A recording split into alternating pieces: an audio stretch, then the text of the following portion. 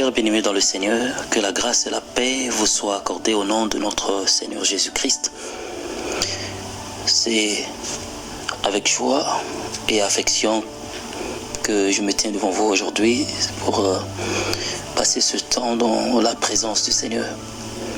Le Seigneur est merveilleux, lui qui a rendu possible ce moment afin que nous puissions nous édifier dans sa grâce. Aujourd'hui, le Seigneur m'a mis à cœur de lire le livre de Luc, chapitre 6. Nous allons lire ensemble. Si vous êtes à la page, vous pouvez ouvrir votre Bible dans le livre de Luc, Luc, chapitre 6. Nous allons commencer à partir du verset 1. Lisons au nom du Seigneur. Il arriva un jour de sabbat appelé Séquent Premier, que Jésus traversait des champs de blé. Ses disciples arrachaient des épis et les mangeaient. Après les avoir froissés dans leurs mains, quelques pharisiens leur dirent: « Pourquoi faites-vous ce qui n'est pas permis de faire pendant le sabbat ?» Jésus leur répondit: « N'avez-vous pas lu ce que fit David lorsqu'il eut faim et ceux qui étaient avec lui, comme il entra dans la maison de Dieu, prit les pains de proposition et en mangea et en donna à ceux qui étaient avec lui, bien qu'il ne soit permis qu'aux sacrificateurs de les manger. » Verset 5. Et il leur dit: « Le Fils de l'homme est maître même du sabbat. » Ça, c'est le verset 5. Vous pouvez souligner cela. Et il leur dit: « Le Fils de l'homme est maître même du sabbat. » Lisons le verset 6. Et il arriva un autre jour de sabbat que Jésus entra dans la synagogue et il enseignait et trouva un homme dont la main droite était sèche. Les scribes et les pharisiens observaient Jésus pour voir s'il fera une guérison le jour du sabbat.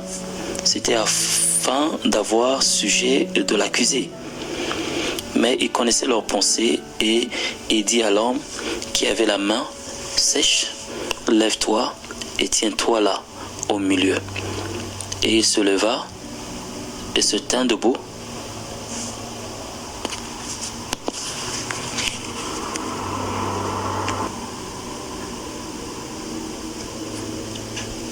Et Jésus leur dit: « Je vous demande s'il est permis le jour du sabbat de faire du bien ou de faire du mal, de sauver une personne ou de la tuer. » Le verset 10 dit: « Alors, promenant ses regards sur eux tous, et il dit à l'homme: « Étends ta main. » Et le fit, et sa main fut guérie. Ils furent remplis de fureur, et ils se consultèrent pour savoir ce qu'ils feraient à Jésus. Verset 12. En ce temps-là, Jésus se rendit sur la montagne pour prier, et il passa toute la nuit à prier. Amen. Bien-aimés, aujourd'hui, le Seigneur veut que je vous exhorte dans ce livre, ce passage du chapitre de Luc, chapitre 6. Et le thème de ce message, nous pouvons le trouver dans Luc chapitre 6, verset 5. La Bible déclare: « Et il leur dit: le Fils de l'homme est maître du sabbat. » Le Fils de l'homme est maître du sabbat. Amen. Prions au nom du Seigneur. Seigneur, merci pour ce moment. Que ton nom soit béni, que ton nom soit glorifié, Seigneur. Merci infiniment, oh Dieu, pour tous ces bien-aimés qui ont eu à cœur de suivre ce message. Papa, je demande que tu puisses pouvoir leur visiter, que tu puisses leur consoler.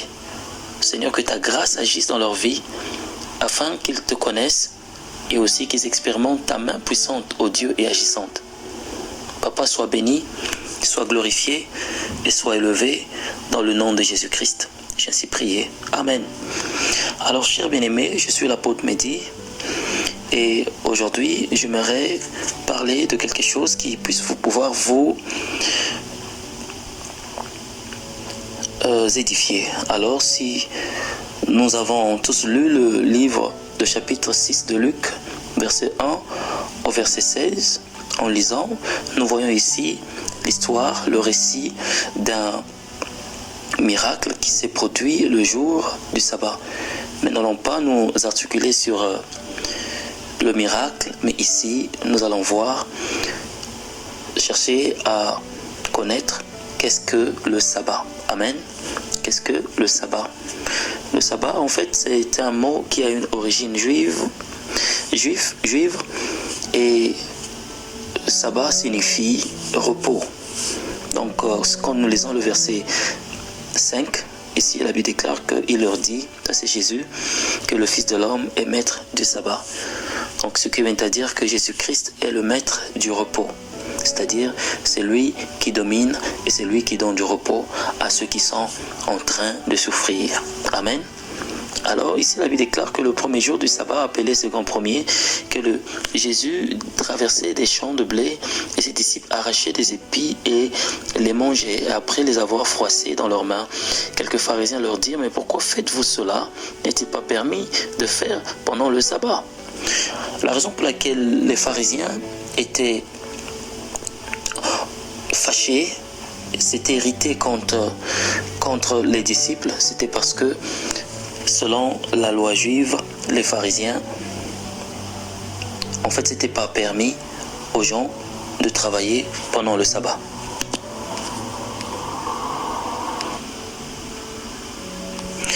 Le jour du sabbat était un jour qui était réservé à l'Éternel. Ça, c'est selon la loi de Moïse. Moïse avait institué cela selon les commandements que Dieu l'avait donnés à Horeb. Alors, en ce temps-là, Jésus est venu et ses disciples, ce jour-là, ont eu faim. La Bible déclare qu'ils sont rentrés dans le champ et ils ont commencé à amasser, à arracher des épis et commencé à les manger. Et après les avoir froissés dans leurs mains, la Bible déclare qu'une fois que les pharisiens les ont regardés, la Bible déclare qu'ils furent irrités du fait que les disciples du Seigneur se trouvaient dans le champ pendant le jour du sabbat, comme le jour du sabbat était un jour de repos. Alors, ils sont allés vers leur maître Jésus et ils ont dit, pourquoi est-ce que tes disciples ne se reposent-ils pas pendant le jour du sabbat? Pourquoi est-ce qu'en fait, ils ne respectent pas la loi de Dieu, ce qui était écrit dans la loi, que tu ne travailleras pas le jour du sabbat? Alors Jésus leur répondit, n'avez-vous pas lu ce que fit David lorsqu'il eut faim, et lui qui avait faim, et la Bible déclare que Jésus leur répondit dans le verset 4, comment il entra dans la maison de Dieu, prit le pain des propositions, en mangea et donna à ceux qui étaient avec lui, bien qu'il ne soit pas permis aux sacrificateurs de les manger. Vous voyez, Jésus leur répond selon ce qui était déjà raconté, l'histoire qui était racontée dans le livre de la loi, c'est-à-dire l'Ancien Testament.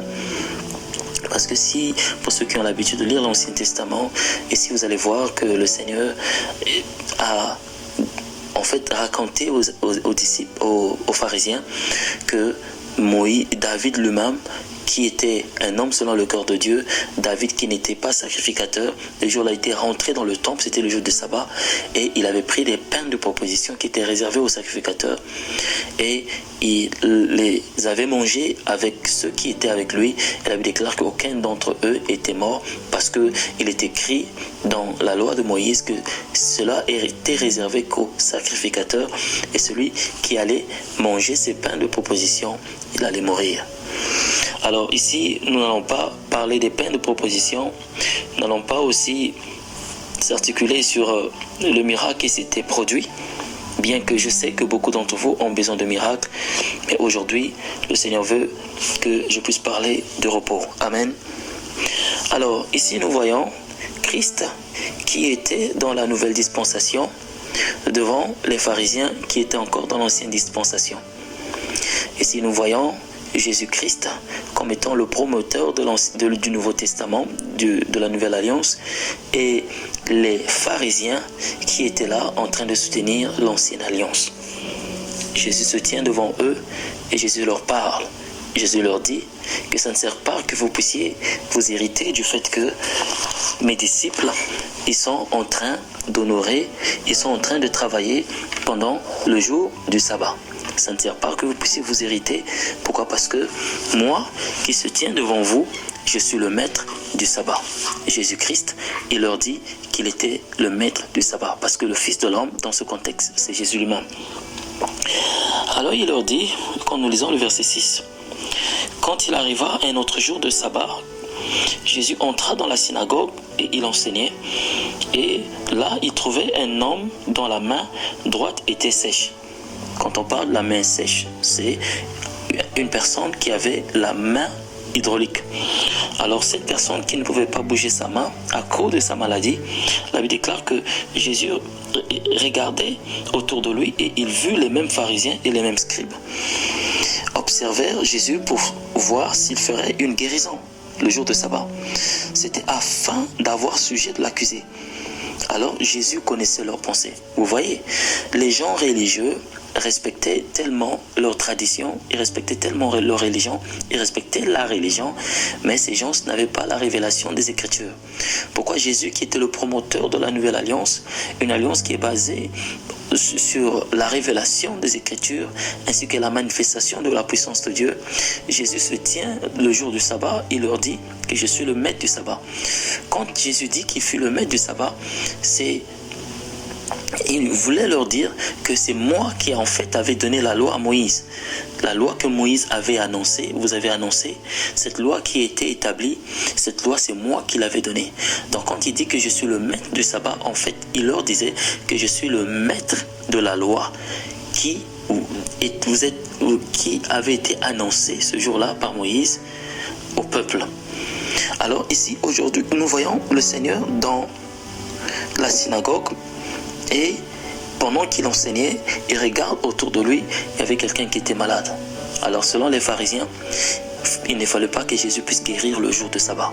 C'est-à-dire, selon leur tradition, selon leur coutume, Jésus n'avait pas le droit de prier pour ce monsieur. Alors Jésus, connaissant leurs pensées, il ne fut pas intimidé par leur raisonnement ou par leur manière de parler. Cette fois-ci, Jésus dit que je veux vous montrer que je suis le maître du sabbat. Et la Bible déclare qu'il guérit la personne qui avait la main sèche devant leurs yeux. Et la Bible déclare que les pharisiens furent encore très irrités et ils voulaient faire du mal au Seigneur. Quand nous lisons le verset 10, alors promenons ses regards sur eux tous et il dit à l'homme, étends ta main, et il le fit et sa main fut guérie. Amen. Et le verset 11 dit qu'ils furent remplis de fureur et ils se consultèrent pour savoir ce qu'ils feraient à Jésus. Vous voyez, donc les pharisiens qui avaient le respect de la loi, les pharisiens et les scribes qui obéissaient aux instructions de Moïse, de la loi de Moïse, ces pharisiens n'avaient égard à Jésus et ils n'avaient égard ni à la puissance de Dieu. Jésus, en fait, était la compassion de Dieu. C'est la manifestation de l'amour et la compassion de Dieu. Le Fils de l'homme était venu pour guérir. Le Fils de Dieu était venu pour pouvoir reconforter, selon ce qui est écrit dans Ésaïe 61, que l'Esprit de l'Éternel sur moi m'a oint pour annoncer l'évangile aux pauvres, libérer les captifs et rendre justice aux opprimés. En fait, Jésus-Christ était venu pour donner le repos à ceux qui souffrent. Jésus n'était pas venu pour condamner, mais Jésus était venu pour donner du repos à ceux qui sont en train de souffrir. Alors pendant que je parle, il se peut que vous êtes dans la même situation. Pendant que je parle, il se peut que vous êtes liés par la religion et la tradition. Je vois des gens aujourd'hui, beaucoup de gens dans ce monde qui sont animés par l'esprit de religion. Ils se croient spirituels, mais ne sachant pas que c'est l'esprit de la religion qui les anime. Pourquoi? Parce que si vous voyez par exemple quelqu'un qui base son ministère sur les critiques, il y a des gens aujourd'hui qui sont partout, qui passent à la télévision ou qui sont sur Internet et sur leur site, ils ne font que critiquer les autres hommes de Dieu. Ces gens sont réellement liés par l'esprit des religions. Pourquoi? Parce qu'on voit que les pharisiens aimaient les discussions, les pharisiens et les scribes aimaient les critiques. Ils aimaient critiquer les doctrines des autres, ils aimaient critiquer les autres serviteurs de Dieu, tandis qu'eux-mêmes, ils étaient dans la fausseté. C'est pourquoi le Seigneur est arrivé à un moment, il a dit que celui qui n'a pas de péché, qui jette la première pierre sur la femme qui fut prostituée.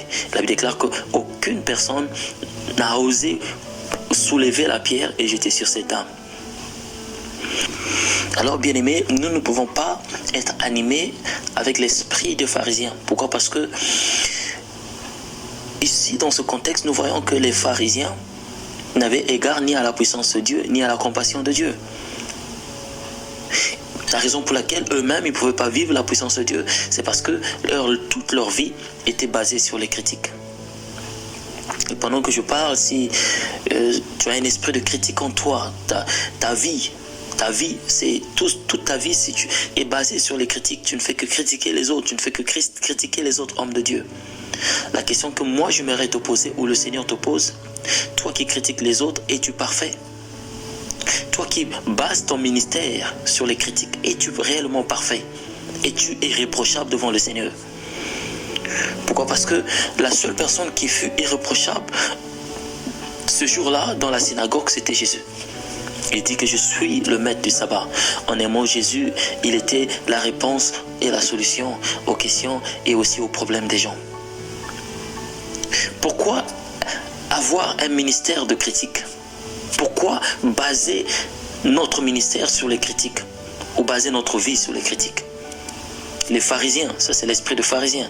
Parce que les pharisiens, pour eux, Dieu était comme un parti politique. Tous les jours, ils se tenaient dans les coins de rue en train de critiquer les gens, en train de critiquer les ministères et les doctrines des autres, tandis qu'eux-mêmes, ils étaient dans la fausseté. Alors Jésus, quand il arrive devant eux, il dit, aujourd'hui, je veux leur prouver que je suis le maître du sabbat. Jésus n'était pas intimidé. Il n'avait pas peur d'eux. Il s'est dit que je me tiens devant eux et je vais encore guérir les malades. Et c'était même le jour du sabbat. Bien-aimés, si vous avez un don, vous avez une grâce, n'ayez pas peur des gens qui vous critiquent. N'ayez pas peur de ceux qui sont autour de vous. Vous devez savoir que quand Jésus est dans votre vie et Dieu vous a donné un ministère et une grâce, peu importe ce que les gens disent, tant que vous faites des choses selon la volonté du Seigneur, ce n'est pas vous qui êtes dans l'erreur, mais c'est les gens qui vous critiquent qui sont dans l'erreur. Parce que la Bible déclare que toi qui vois le mal sur l'œil de l'autre, avant de voir la paille qui se trouve sur l'œil de l'autre, il faut d'abord enlever la poutre qui se trouve sur ton propre œil. Bien-aimés, ici dans ce contexte, nous voyons les pharisiens qui pensaient qu'ils connaissaient Dieu, mais ne sachant pas que la personne qui se trouvait devant eux, Jésus-Christ, le Fils de Dieu, il était même l'incarnation du même Dieu qui avait donné la loi à Moïse. Mais ils ne le connaissaient pas. Dieu était là présent avec eux dans la chair, mais ils ne le connaissaient pas.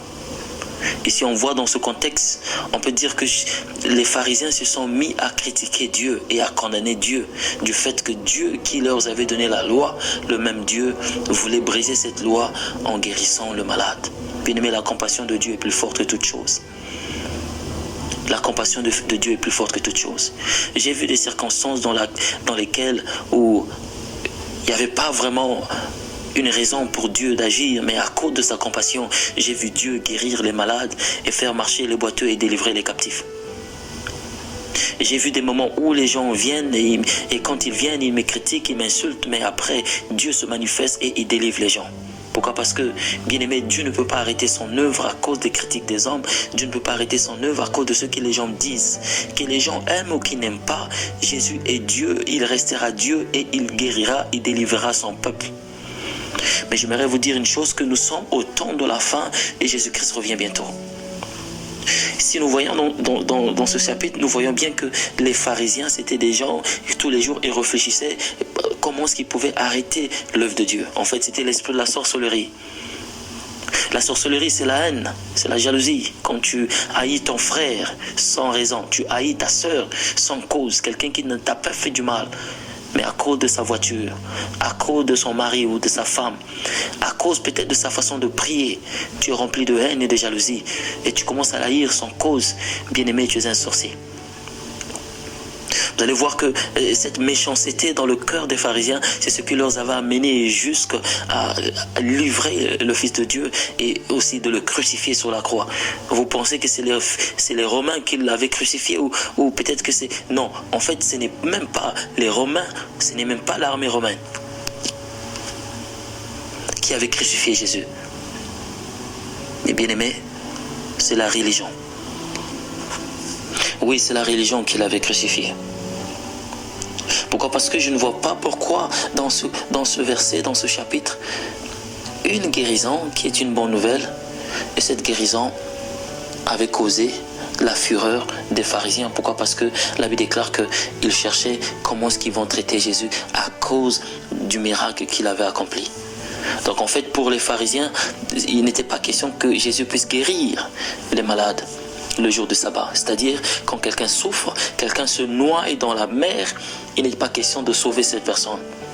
Bien aimé, c'est ça la sorcellerie. Aujourd'hui, nous voyons des gens comme nous que Dieu utilise, des gens comme nous que Dieu utilise pour aider les gens. Que Dieu utilise pour aider les gens. Dieu nous utilise pour aider les gens, les autres. Parfois, quand je vois ma vie, je dis, Seigneur, il n'était pas vraiment important pour moi de souffrir ce que j'ai souffert. Pourquoi? Parce que toi, tu avais déjà souffert pour moi. Et après, quand je regarde, je dis, mais ce n'est pas pour ma propre bénédiction, mais si c'était que pour la bénédiction, Dieu avait le pouvoir de me bénir sans pour autant me faire passer par les souffrances. Mais j'avais compris que si j'ai perdu ma vie et j'ai souffert toute ma vie, passé toutes ces années dans les pleurs et les douleurs, c'était parce que aujourd'hui, que je puisse prier pour le peuple du Seigneur, et quand je prie pour eux, ils sont guéris. Mais la plupart des gens oublient que j'ai souffert afin que eux qu'ils soient guéris. Pourquoi? Parce qu'il fallait que je souffre pour que je reçoive le don de guérison que j'ai aujourd'hui. Bien-aimé, c'est une vie de sacrifice. Et la compassion de Dieu le pousse à faire des grandes choses, de faire des choses au-delà même de notre entendement. Dieu, quand il aime, Dieu, quand il a compassion, Dieu guérit, Dieu délivre, Dieu a compassion. Dieu nous aime même quand nous commettons le mal. Il se peut que pendant que je parle, tu es dans le péché, c'est que tu es dans le mal. Tu commets toutes sortes de péchés, d'impudicité, l'adultère. Tu es dans l'alcoolisme. Il se peut que pendant que je parle, pendant même que je parle, tu maltraites ta femme ou tu maltraites ton mari ou tes enfants. C'est que tu es dans la prostitution et tu fais toutes sortes de dégâts. Parfois les choses ne marchent pas, tu condamnes Dieu. Et parfois tu dois regarder ta vie. Pourquoi? Parce que les pharisiens ne regardaient pas leur vie, ils regardaient ce que le Seigneur faisait. Mais Jésus ne faisait pas le mal, Jésus faisait le bien. Mais eux ne regardaient pas leur propre péché. Et ils condamnaient du fait que le Seigneur avait guéri cette personne. Bien-aimé, regarde ta vie là où tu es avant de condamner les autres. Regarde ta vie là où tu es avant de critiquer les autres. Vous savez, ici, le Seigneur m'enseigne une leçon. Que quand tu es dans le sabbat de Dieu, Dieu se manifeste. Bien aimé, aujourd'hui, que je jeûne ou que je ne jeûne pas, que je prie, que je ne prie pas, Dieu, quand il descend dans sa gloire, il m'utilise, sans même que je jeûne, sans même que je prie. Dieu m'utilise. Pourquoi? Parce que je suis dans le sabbat de Dieu. Je suis dans le repos de Dieu. Je suis dans un temps où dans ma vie, Dieu m'a donné sa présence comme étant un don. Sa présence marche avec moi. Les anges marchent avec moi. Et Dieu m'a établi au-dessus d'une armée des anges. Dieu m'a établi au-dessus d'une armée des anges. Je suis devenu l'ami des archanges. Parce que toute ma vie, j'ai beaucoup combattu. Combattu avec le monde des ténèbres. Et même quand le monde des ténèbres avait rassemblé 6000 sorciers, 6200 sorciers pour vouloir m'éliminer en Angleterre. J'ai combattu avec eux. Et Dieu les a vaincus. Dieu les a tous détruits. Quand ils s'étaient rassemblés plus de 6000 sorciers bien-aimés, partout dans le monde, jusqu'au Vatican, tout l'Angleterre. Rassemblés 6200 sorciers. Et les 200, ce sont des volontaires. Le monde des ténèbres en général. Me combattre tous les jours. Combattre dans tous les sens. Ma santé. Combattre, ravir tout de ma vie. Bien-aimé, c'est une histoire que je ne peux pas expliquer dans ce message. Mais j'avais tenu ferme. Pourquoi? Parce que je savais que Dieu était dans mon côté. Et j'ai dit, je n'irai nulle part. je vais rester, je vais combattre. Et je vais le vaincre. Et j'ai combattu, prié pendant 1 année et demie, tous les jours, jeûner tous les jours, combattre avec le monde des ténèbres. Ils ont tous été vaincus. Pourquoi? Parce que Dieu avait libéré les anges et le feu descendait du ciel pour consommer les démons en Angleterre et à Londres. Dieu avait agi puissamment. Et les anges étaient partout pour arrêter le monde des ténèbres et les sorciers, pour leur frapper et leur détruire. Jusqu'à ce qu'il était question d'abandonner. Pourquoi? Parce qu'ils voulaient arrêter le plan de Dieu. Bien-aimé, quand tu es entre les mains de Dieu, les gens vont te combattre. Parce que les gens ne vont pas vouloir ton existence. Mais quand Dieu veut que tu existes, Dieu va te garder. Ils l'ont fait quand j'étais enfant. Ils m'avaient attaqué, j'ai témoigné. Et vous avez ce témoignage sur Internet. Mais après quelques années, ils sont encore revenus. Cette fois-ci, ils ont rassemblé 6000 sorciers. Et il y a eu 200 volontaires. Mais l'archange était en train de marcher devant moi. Pourquoi? Parce que personne ne peut arrêter les plans de Dieu. La Bible déclare qu'il est le maître du sabbat. Et quand Dieu veut donner le repos, le sabbat à son serviteur, ou donner le repos à ses enfants, il le donne gratuitement. Et Jésus est venu. La Bible déclare qu'il est venu pour nous donner du repos. Parce qu'il est notre repos. Dieu ne peut pas accepter que ses enfants souffrent toute leur vie et que le monde des ténèbres puisse continuer à leur faire du mal, à leur détruire leur santé. Il y a un temps pour chaque chose. Il y a un temps où Dieu regarde, mais il y a un temps où sa colère s'irrite et s'élève contre nos ennemis et il frappe. Et quand Dieu se lève pour frapper, il frappe. Même Satan n'a pas de cachette, Satan n'a pas de refuge. Pourquoi? Parce que personne ne peut s'éloigner de Dieu, de la colère de Dieu. Et Jésus a guéri dans ce contexte. La Bible déclare dans ce message que Jésus a guéri cette personne devant eux. Mais les pharisiens ne pouvaient rien faire. Mais personne ne peut arrêter les plans de Dieu. Et pendant que je parle, il se peut que tu es malade, mais je vais te dire que Jésus-Christ est venu pour te donner le repos. Il se peut que tu es dans les problèmes et ton foyer, les choses ne marchent pas. Dieu va faire, Dieu va agir. Il faut que tu aies la foi, il faut que tu croies, bien-aimé. Dieu a trop fait pour moi, j'ai trop vu des choses qu'aucune personne n'a vues dans cette génération. Jésus revient très bientôt. Jésus revient très bientôt. Parce que la folie du monde des ténèbres a atteint son sommet.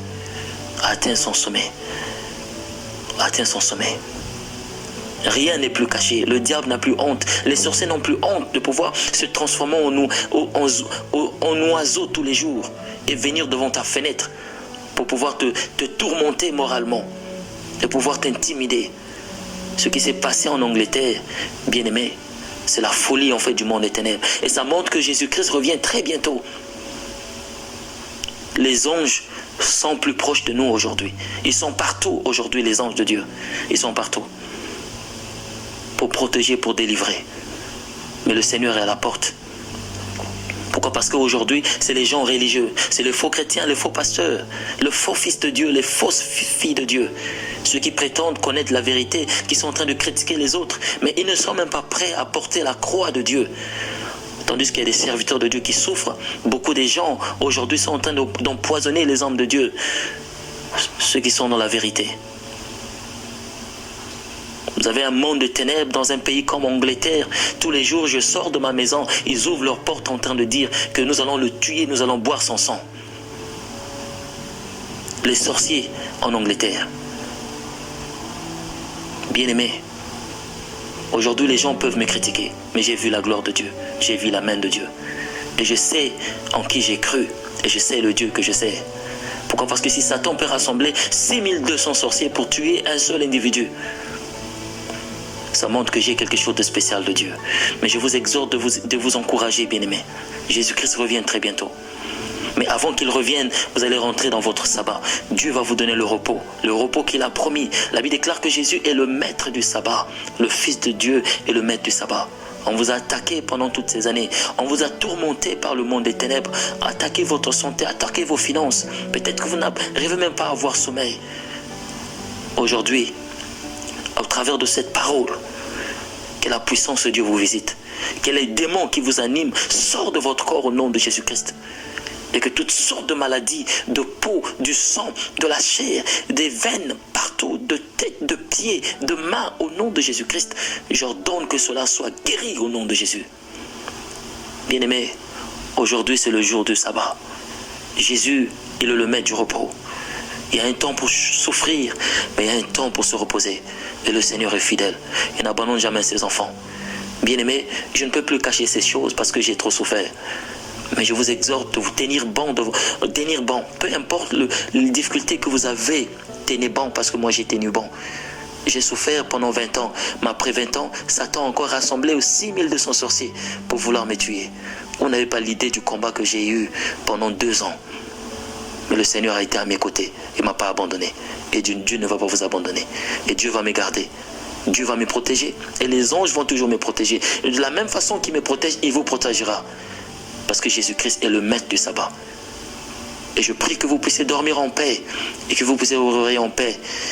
Que rien ne puisse troubler votre paix. Mais que Dieu garde votre paix. Croyez en Dieu.